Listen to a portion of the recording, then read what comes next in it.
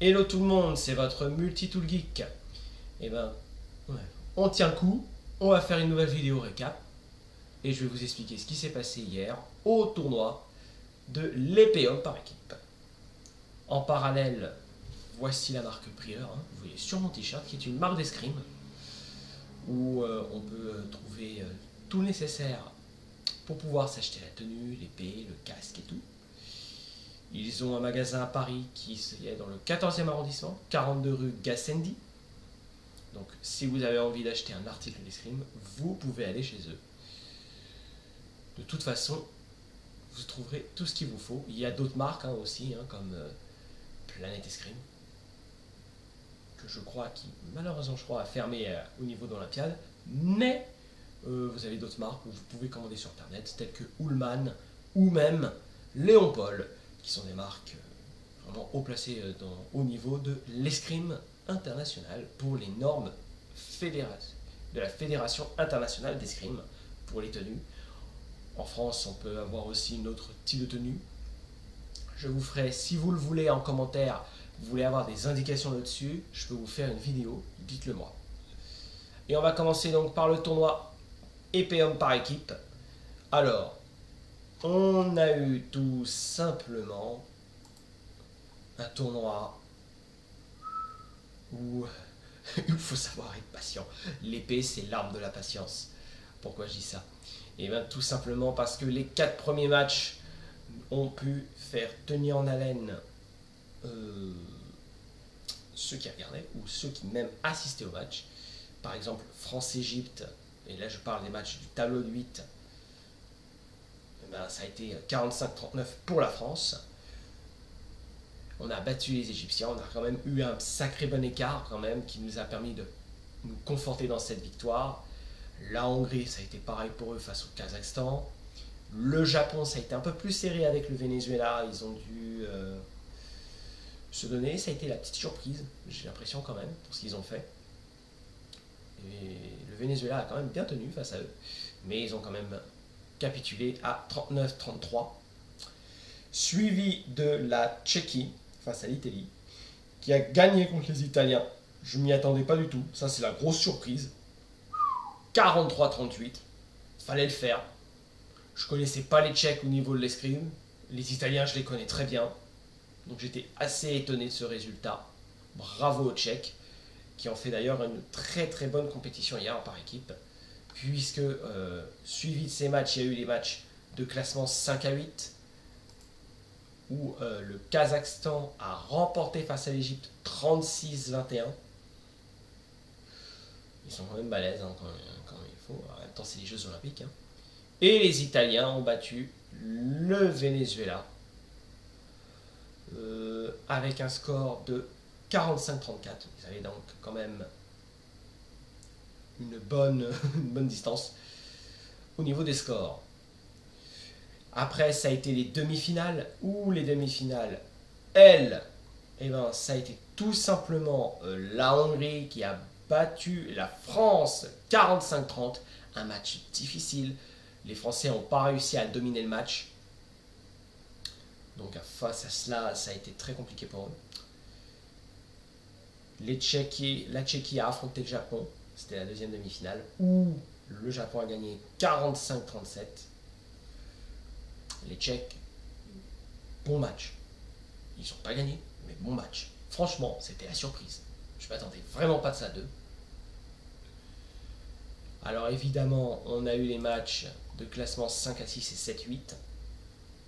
Ce sont les Italiens qui ont remporté contre le Kazakhstan à 45-36. Ils ont quand même gagné avec un bon écart. 9 points, c'est bien. Ça montre quand même que les Italiens, c'est une nation d'escrime aussi. Voilà, ils avaient le level. Et le Venezuela qui a battu l'Égypte 41-35. Ça n'a vraiment pas été la journée de l'Égypte hier. Pourtant, les Égyptiens en épée, ils sont forts, mais là, je ne sais pas ce qui s'est passé pour eux.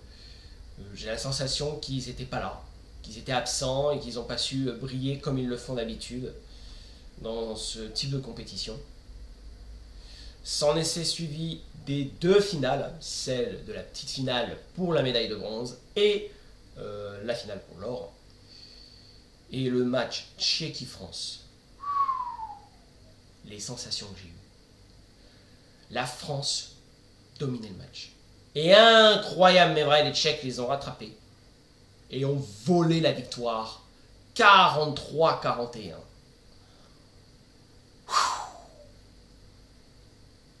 Yannick Borel, je t'adore. Tu nous as fait un fin de match vraiment ouf. Mais, et il y a un mais, parce que je suis obligé d'être objectif. J'ai l'impression que notre champion olympique par équipe et récemment vice-champion olympique à Paris 2024, j'ai l'impression qu'avec la fatigue et son état d'esprit, a voulu se prendre une tactique de défense qui ne lui a pas permis de se conforter au niveau du score et qui a fait perdre le match. Et c'est pour ça que la Tchéquie a gagné le match.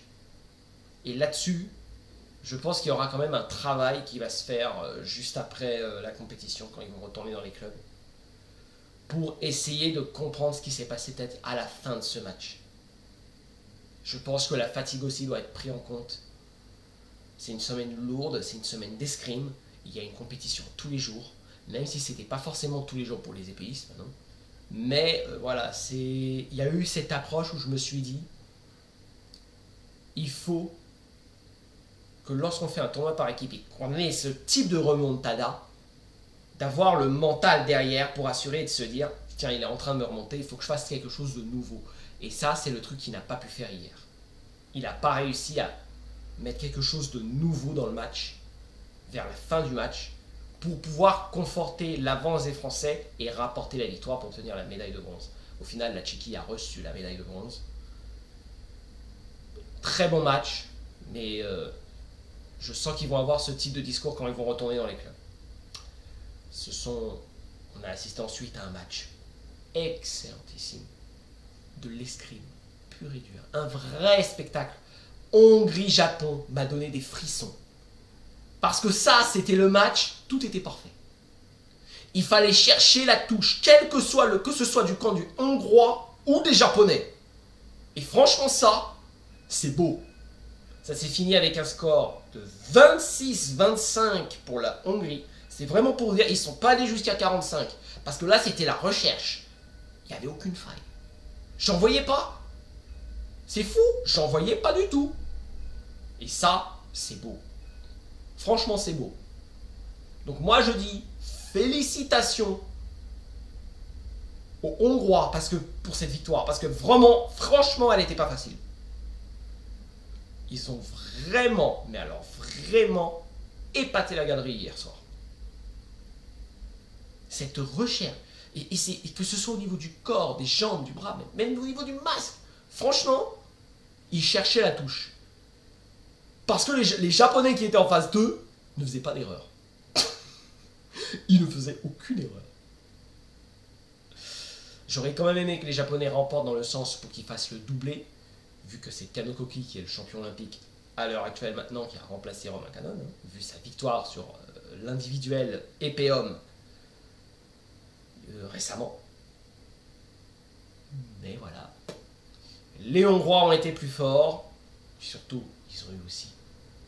Je dis pas que c'est de la chance, mais ils ont été tacticiens. Ils ont su exploiter la recherche de touche comme il fallait. Autant que les Japonais.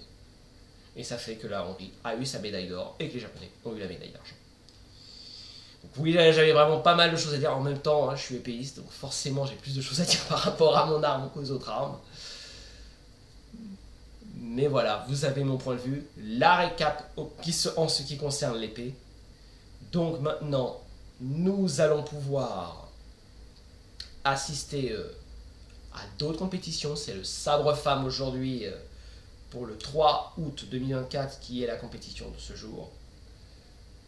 On va voir les résultats à la fin et vous aurez une vidéo récap, l'avant-dernière dans la journée de demain. Et la toute dernière, le Fleuréum, apparaîtra lundi matin ou lundi soir en fonction de ce que je pourrais faire pour vous récapituler l'escrime qu'il y a eu sur cette journée du dimanche 4 août 2024.